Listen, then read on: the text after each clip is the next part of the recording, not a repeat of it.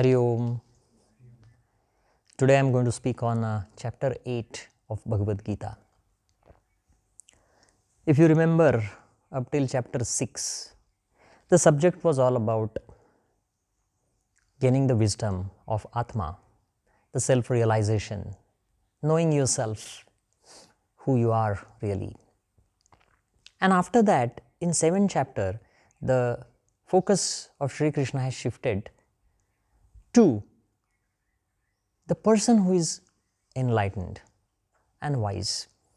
And then this person who has realized himself to the true essence of his existence, when he starts looking around, how does the cosmos looks to him?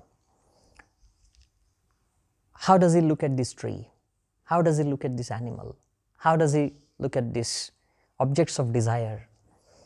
How does he look at the sun? And I explained the para-prakriti, the finer aspect of every object, the energy aspect of every object. Now the same subject moves further in 8th chapter to the life of universe, the cosmos. And Sri Krishna talks about where does this cosmos comes into existence from. He also talks about this movement, the motion, the direction of this cosmic life. And then he is identifying the individual life in relation to this cosmic life. And towards the end of this chapter 8, Sri Krishna has discussed about death. We are all a little scared and worried when we talk about death. It scares us. But as already explained in chapter 2 by Sri Krishna, death is not an end. It's not an end. It's just a milestone.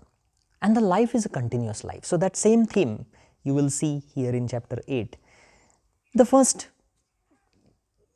part of chapter 8, Arjuna is asking Sri Krishna, what is Brahma?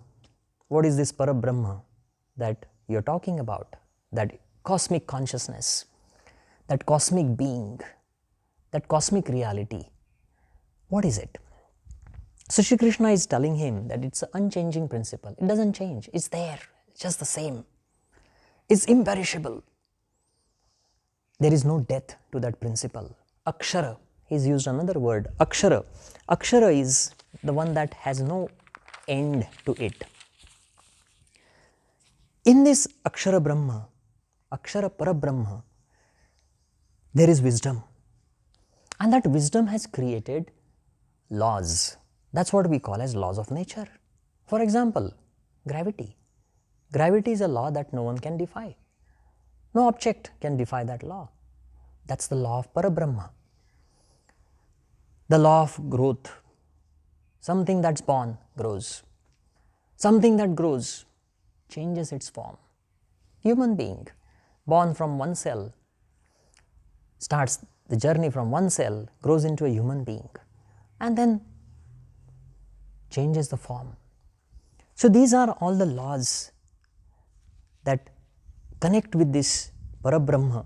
And you look around in the nature and everywhere you can see this perfection because of the laws that bind this.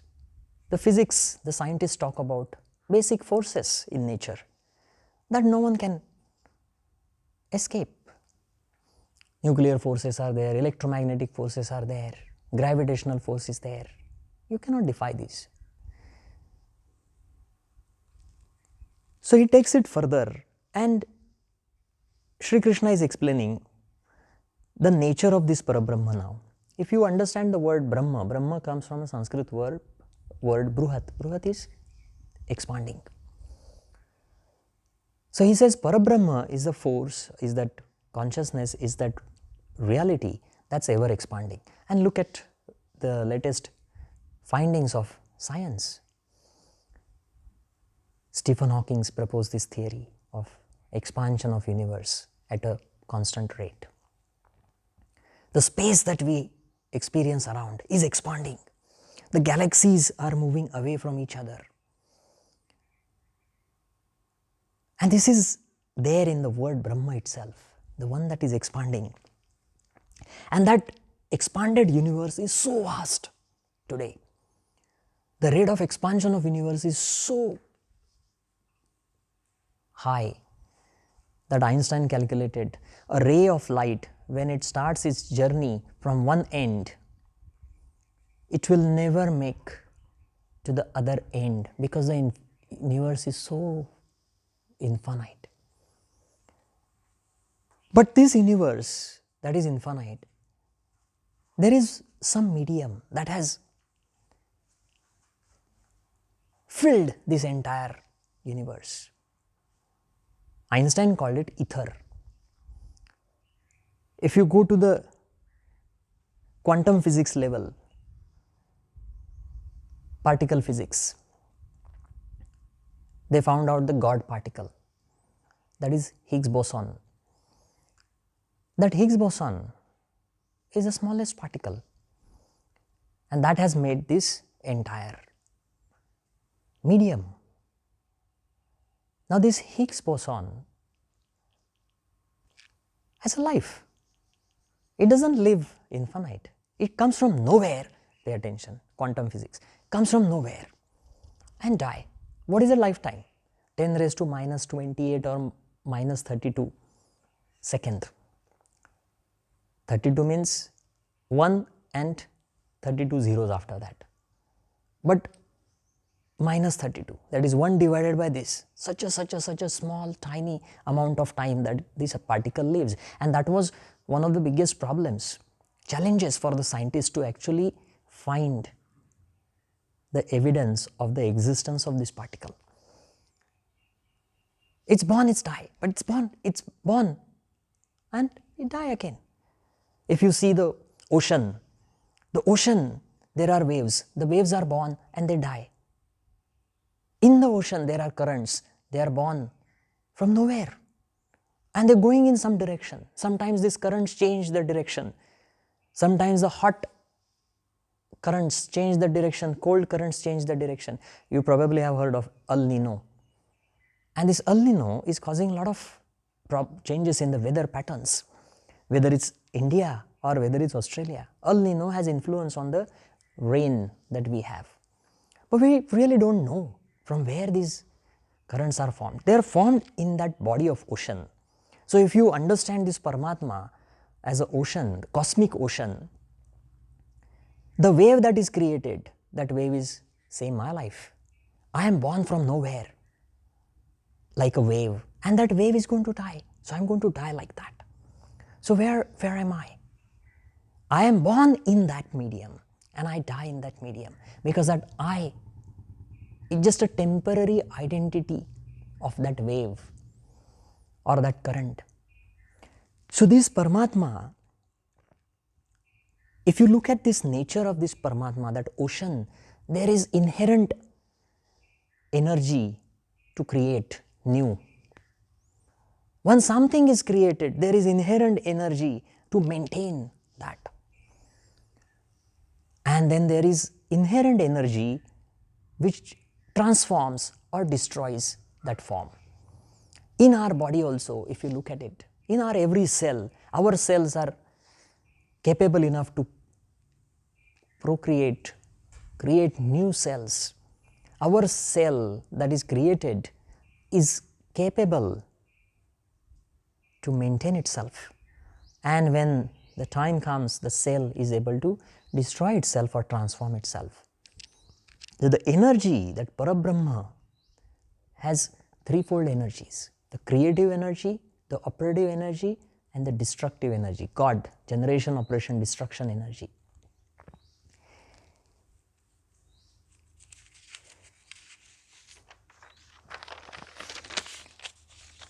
If you look at this energy in the cosmos, look, the stars, galaxies are formed,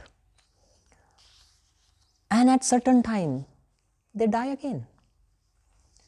The big stars are born out of the gas clouds, and then when they complete their lifetime, they die and form into black holes. But what happens to black hole? Scientists are finding out. The yogic texts have claimed that black hole, they have equated black hole with the goddess Kali, the black, dark goddess who is thirsty of blood, who is drinking that blood, and who is dancing on Shiva. Look at these two forms, two qualities of this Kali. She is drinking blood, that is creation. It's a symbolic form. She is drinking creation, that is destroying her own creation. It's intense gravity. So nothing can stand because the creation is destroyed. And she is dancing on Shiva. Shiva is called Mahankal. Mahankal is great time. The time also does not exist. So if you see black hole destroys the creation. It eats out all the stars and planets, everything that comes on its way. And the time is non-existent in black hole. So this is an interesting comparison of what science is saying and what yoga is saying. But yoga says that Kali, the goddess Kali, is the starting point of the new creation. So we never know what these black holes may give rise to. But anyway, in the verse number 18, which is a very interesting verse in Bhagavad Gita chapter 8, Shri Krishna is saying, this manifested cosmos or universe that we all see actually has come from the Parabrahma. So the Parabrahma, the Brahma, has manifested this universe into a visible form, something that we can understand through our sensory organs, manifest form. And then after some time, this same cosmos or universe that we see as manifest is going to become unmanifest. So they have said that Brahma's one day and Brahma's one night, and this day and night cycle keeps going on and on and on and on and on. Now what is this Brahma's one day? Brahma's day is when this cosmos is manifest. And how big it is? In yogic system, there are 4 yugas. One yug contains 1.7 million years, say million years, few million years. So like this, there are 4 yugas: Kruta, Treta, Dwapara and Kali. These are the 4 yugas. Every yug has million years, few million years. So when you combine these 4 together, it's called Mahayug. So now 1000 Mahayug makes one day of Brahma. That is a manifest time of the cosmos. And what happens after that? After that, the same manifest cosmos goes into unmanifest state. So the birth of the cosmos, Big Bang, and then end of the cosmos, Big Crunch. But it's happening again and again. That's what the verse number 18 is saying. It's a matter of time before science finds something like this. There are few theories which propose Big Crunch with Big Bang. But anyway, these are the similarities that you can find it with the yoga philosophy. Parabrahma is, I just explained. Then there is another word that is explained in this chapter 8, and that is Adhyatma. Adhyatma is many times understood to be spirituality. But here Sri Krishna has given a very beautiful expanded idea of this Adhyatma. Adhyatma means the true pure nature of the object. And this true pure nature of the object means Parabrahma. The object is made of Parabrahma. So the true nature of Parabrahma, how it is? The Vedas have proclaimed that the Parabrahma is Prajnana Ghana. There is wisdom in it. And we can see it. The laws that we see around, the creation that we see around, has a lot of intelligence in it. Take yourself. In your body there is one DNA. And that one DNA, one genome, has all the intelligence of your generations, of the whole of your functioning of the body. What's going to happen in future to you? What diseases you will develop in future? what psychological problems you may develop, what physiological problems you may develop, what likes and dislikes, what skills you may have. It's there. And it's just not your body and your gene, but everywhere you look and every object has the same level of intelligence in it. Because intelligence, this wisdom, is the first quality of Parabrahma, first aspect of Adhyatma. Vedas have also said, Ekoham Bahusyam, I am one and I want to become many. This is a desire in Parabrahma, in that cosmic consciousness, and that desire has led to this wonderful diversity that you see around. It's just not on earth. Diversity is not just on earth, not just in animal planet, animal kingdom, or just plants, or just not in human beings. The diversity exists even in the cosmos. Different shapes of galaxies, different shapes of suns, different stars, different ways the movements take place. It's very interesting how this diversity has created this universe. And that diversity has come from a desire. And that desire has led to an cosmic action. And that cosmic action has a force behind it, energy behind it. So, this Parabrahma, there is wisdom, there is action, and there is energy.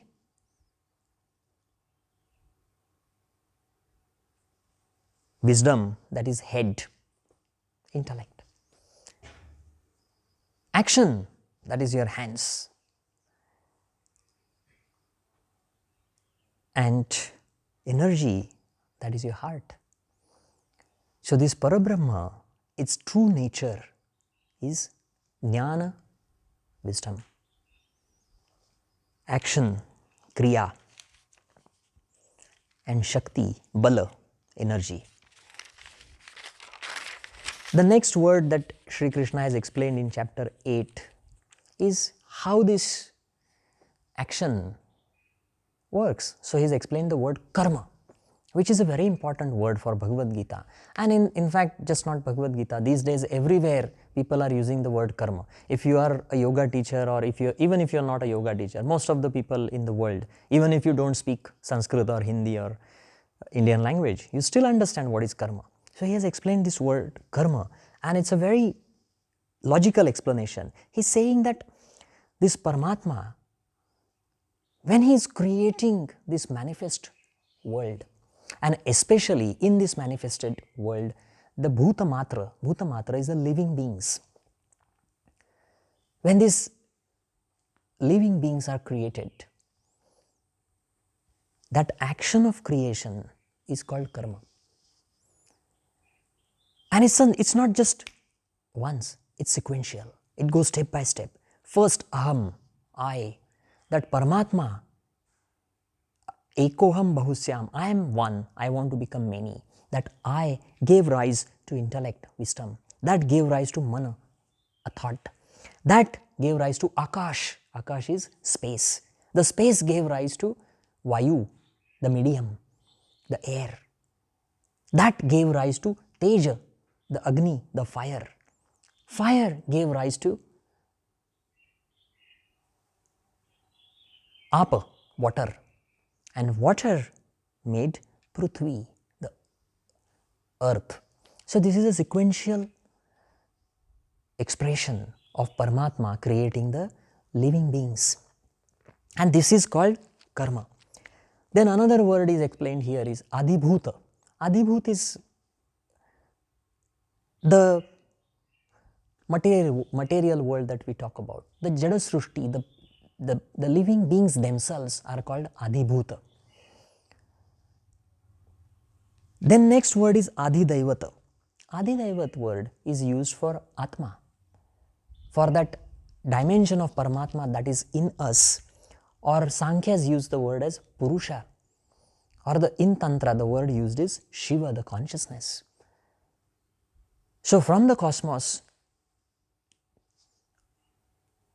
what I am made up of, this is the journey that is explained in this chapter 8.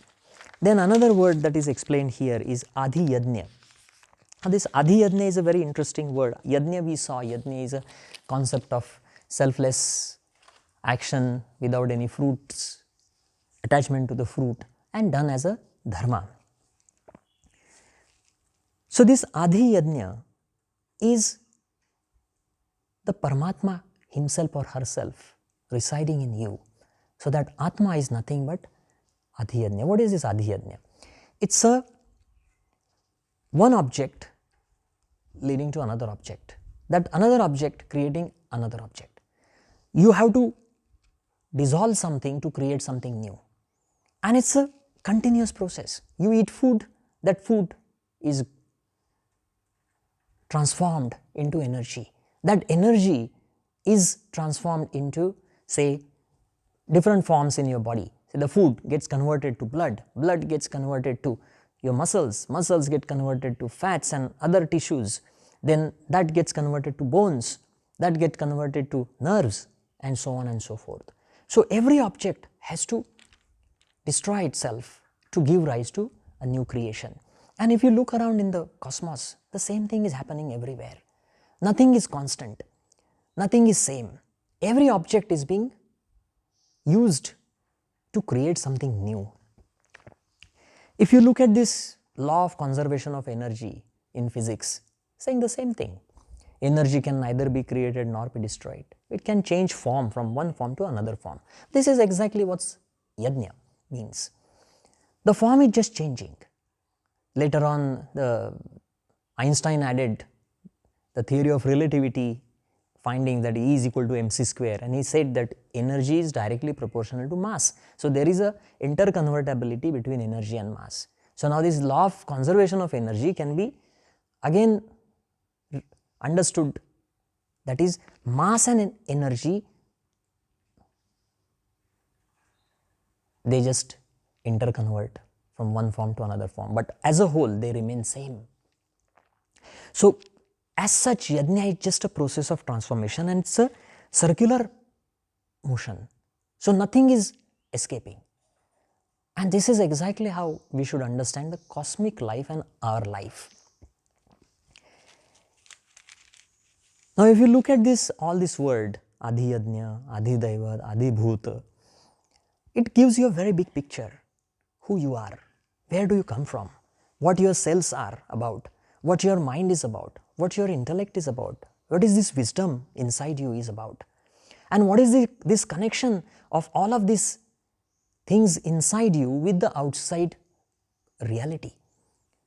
And now this understanding is something that will tell us to look at different objects in a different way. When I look at chocolate, I see it's going to fulfill my desires. But when I understand all this philosophy, I realize it's nothing but another object created by the Paramatma. It has the same atoms, has the same energy function in it. So there's no really big discrimination. Oh, this is good and that is bad. If you keep continuously thinking about these forms and look around, you can certainly control your kama and krodha. You can certainly control your ego, certainly get rid of that ego. That will lead to no fear, that will lead to no worries, no anxiety dimension. And this will allow your mind and your intellect to change how you look at things. Take the example of Buddha. He was depressed in his life as a king, as a prince, because he saw this death, he saw this sickness, he saw this old age, and that made him depressed. But then he became Buddha. He did many meditation practices, he followed many austerities, very tough life he lived in forest. Then he became a wise man, and then he came back to society. How was his perception of the society? It changed. He did see many old people after that did not depress him. He did see many deaths after that did not depress him. that did not create this fear, that did not create this negative expression. People know that when Buddha was alive, he was in society, he was very sensitive man, but without any attachment. He moved from one place to another place continuously. There was no reason for attachment, but that does not mean that he was not sensitive. He was very sensitive.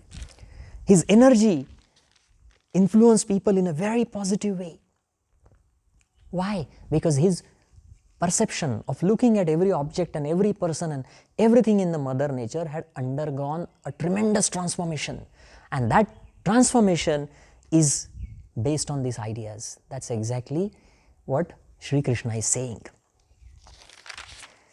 The next subject of chapter 8 is very interesting. Sri Krishna is talking about time of death. Now you will say, what is it? Cosmic life and suddenly talking about time of death? There is a reason that he is talking about the state of your mind when you are dying. Because when a person dies, whatever he's loved in his life, whatever he's got in his life or whatever he's missed in his life, the most close subject to his heart is what comes to his mind at the time of death. All his intense attachments influence his mind at that time.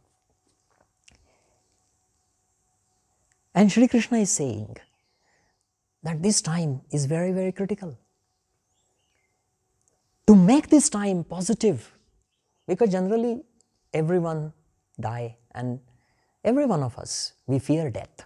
The people who die, they also cry.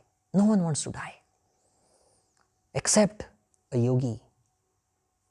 A very beautiful verse is there by another great sage. His name was Kabir, Sant Kabir.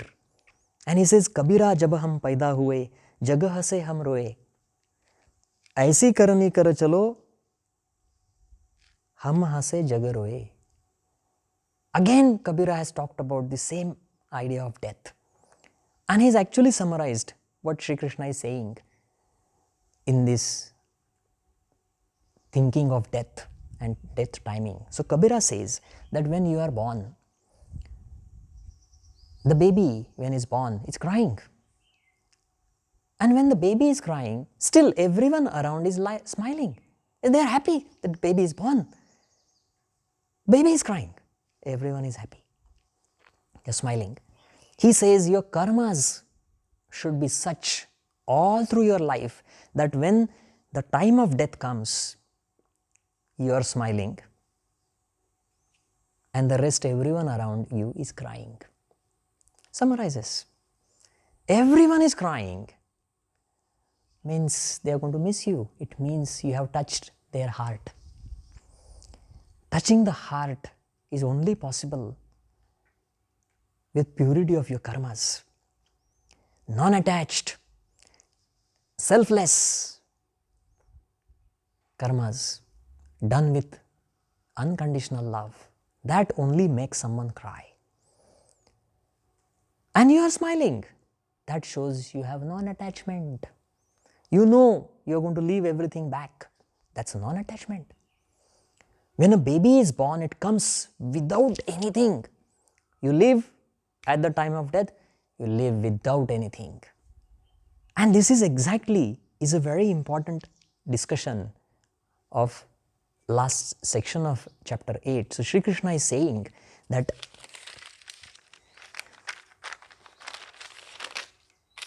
when you die, Agni should be there. Agni is fire. But fire is a symbol of yajna. So Sri Krishna is saying when you die, you should die while doing your karma yoga. It's a good sign. We had a president. His name was Dr. APJ Abdul Kalam. He was a teacher. He was a scientist.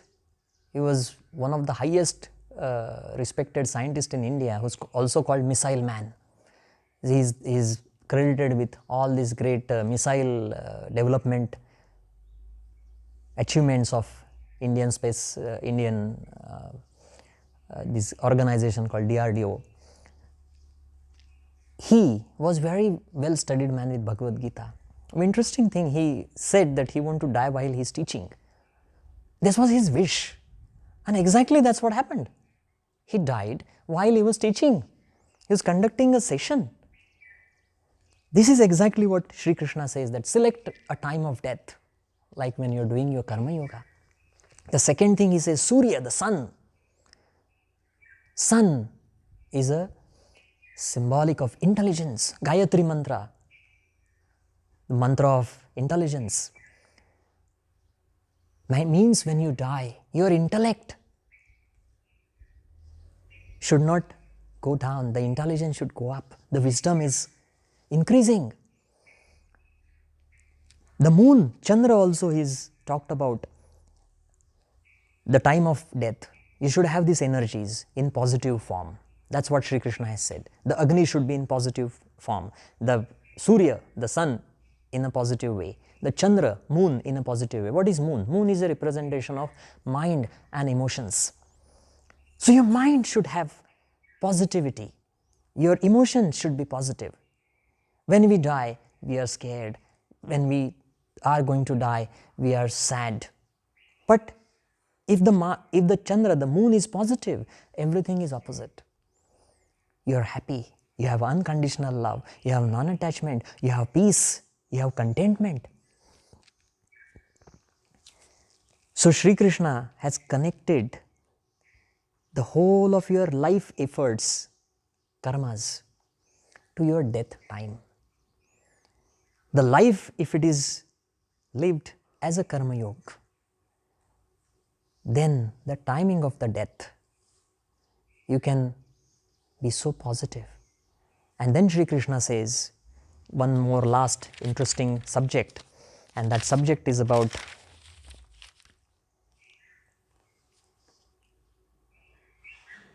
Om. And Sri Krishna describes Om as Ekakshara Brahma. And he says the yogi who understands the Paramatma, who understands Karma Yoga principles, who have lived his life with Karma Yoga, how does he die? He says he sits in a meditative pose, controls all the 9 doors of his body. I told you the doors, the 2 eyes, 2 ears, 2 nostrils, 1 mouth, urinary and excretory organs. Restraining all of that. Focusing the mind in the heart, bringing the mind in the heart, the prana in your head, and chanting Om, because Om is Ekakshara Brahma. Om is 1 letter Parabrahma. So Sri Krishna has given this description. By doing this, the yogi leaves his body. And if he leaves his body, then he never comes back to this manifested world. He goes to the unmanifest dimension of the world, where time and space don't exist. If you see this description of Samadhi, it's very similar to time and space non-existent. And this is Paramatma Pada, the highest state that consciousness can reach, and that goes to Akshara Parabrahma, the cosmic dimension. So this is about chapter 8, and I'm going to stop here. Hari Om.